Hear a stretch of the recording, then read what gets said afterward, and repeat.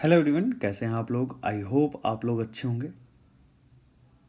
इस क्वेश्चन को हम लोगों ने पहले भी सॉल्व कर रखा है, जिसमें फर्स्ट पार्ट हम लोगों ने ऑलरेडी डिस्कस कर लिया है, सेकंड पार्ट हम लोगों ने ऑलरेडी डिस्कस कर लिया है, अब ये थर्ड पार्ट है। इसमें क्वेश्चन में पहले मैं रीड करके बता देता हूँ। A block is placed on an inclined plane whose angle of inclination is greater than the angle of repose if the coefficient of friction is mu. अब कोफिशिएंट ऑफ फ्रिक्शन गिवन दे रखा है उस angle of inclined plane का, तो inclined plane मैंने बना दिया ये कुछ, ठीक। अब इस पे एक एम मास का ब्लॉक प्रेजेंट है। इस एम मास के ब्लॉक को मैं यहाँ पे रख लेता हूँ।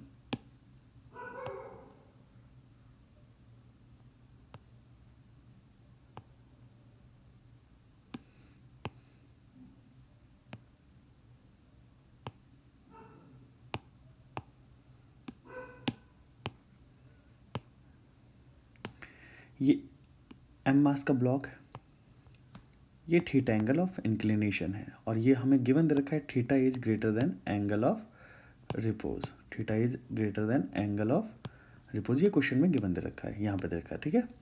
अब देखिए ये सी पार्ट में क्या गिवन दे रखा है, what is the minimum value of P if applied perpendicular to the inclined plane.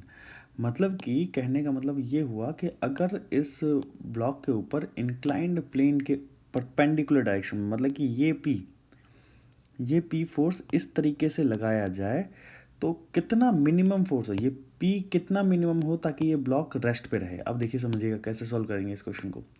तो सॉल्व करने के लिए मैं यहाँ पे क्या करता हूँ, एक एम जी फोर्स ये बना लेता हूँ।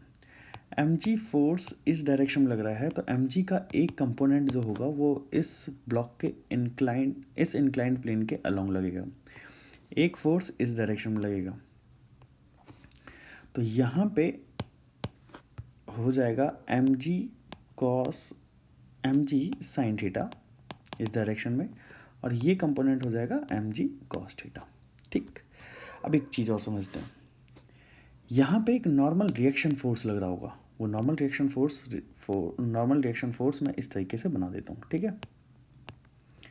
अच्छा एक और चीज़ समझिएगा, यहाँ पे फ्रिक्शन फोर्स की वैल्यू लग रही होगी, फ्रिक्शन फोर्स की value along the direction of inclined plane लग रही होगी, इस डायरेक्शन में लगेगी फ्रिक्शन फोर्स, तभी इस ब्लॉक को मूव करने से रोक सकता है, ठीक है। तो अब क्या वैल्यू लगेगी उस चीज़ के बारे में बात करते हैं। हमें ये पता है कि यहाँ पे लगने वाला जो फ्रिक्शन फोर्स है, अगर इस एम जी साइन थीटा को बैलेंस कर लेता है तो ये ब्लॉक रुका रहेगा।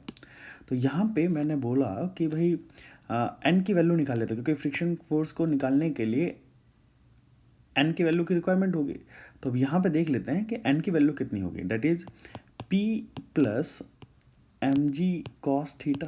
This is normal reaction force on the inclined plane by the on the block by the inclined plane, ठीक है।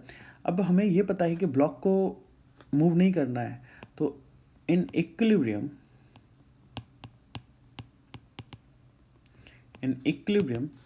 mg sin theta that must be equal to friction force, और फ्रिक्शन फोर्स की value कितनी हो जाएगी।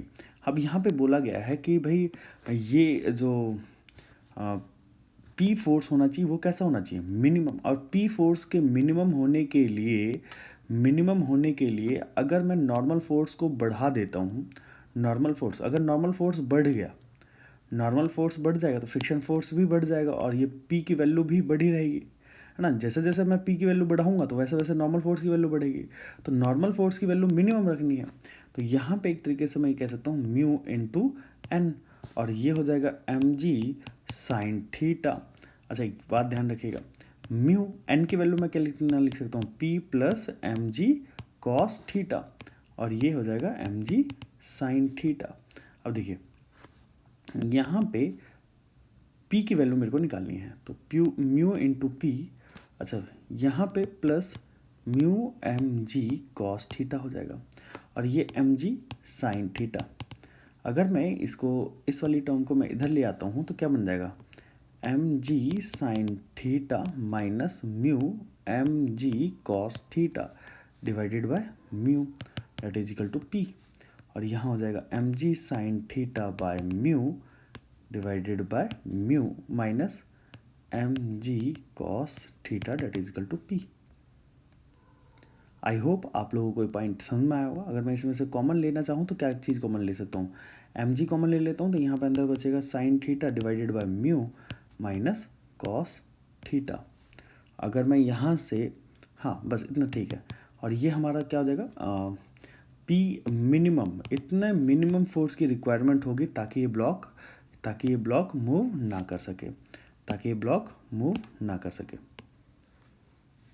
ठीक। तो आई hope आप लोगों को ये समझ में आया होगा। ऐसे ही वीडियो लेक्चर्स देखने के लिए हमारे चैनल को जरूर सब्सक्राइब करिएगा और बेल आइकन को प्रेस करना मत भूलिएगा, ताकि जो भी लेटेस्ट लेक्चर हो आप लोगों के पास सबसे